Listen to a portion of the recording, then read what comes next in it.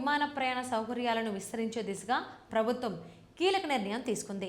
ప్రస్తుతం రాజీవ్ గాంధీ అంతర్జాతీయ విమానాశ్రయం ఒక్కటే ప్రధాన ఎయిర్పోర్టుగా ఉండగా వరంగల్ జిల్లా మామునూరులో కొత్త ఎయిర్పోర్ట్ నిర్మాణానికి చర్యలు వేగవంతమయ్యాయి.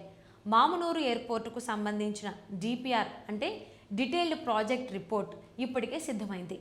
దీనికి కేంద్ర ప్రభుత్వం ఆమోదం త్వరలో లభించనుంది. ఆమోదం వచ్చిన వెంటనే నిర్మాణ పనులను ప్రారంభించి ఏడాదిలోగా పూర్తి చేయాలని అధికారులు లక్ష్యంగా పెట్టుకున్నారు.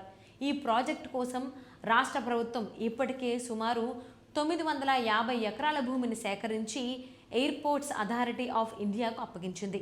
అదనంగా మరో 253 ఎకరాల భూమిని కూడా సిద్ధం చేసింది. ఈ ఎయిర్పోర్ట్లో ఆధునిక టెర్మినల్, కార్గో సదుపాయాలు, పార్కింగ్, రహదారి అనుసంధానం వంటి అన్ని సౌకర్యాలు కల్పించనున్నారు. ప్రస్తుతం చిన్న ఎయిర్ స్ట్రిప్గా ఉన్న మామునూరును పూర్తి స్థాయి కమర్షియల్ ఎయిర్పోర్టుగా అభివృద్ధి చేయనున్నారు. ఇది అందుబాటులోకి వస్తే వరంగల్తో పాటు సమీప జిల్లాల ప్రజలకు పెద్ద ప్రయోజనం కలగనుంది.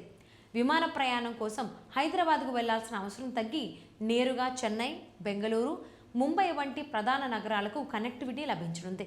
మొత్తంగా ఈ కొత్త ఎయిర్పోర్ట్ ప్రాజెక్టుతో తెలంగాణలో ఎయిర్ కనెక్టివిటీ మెరుగుపడటమే కాకుండా ప్రాంతీయ అభివృద్ధికి కూడా కొత్త ఊపునిస్తుంది.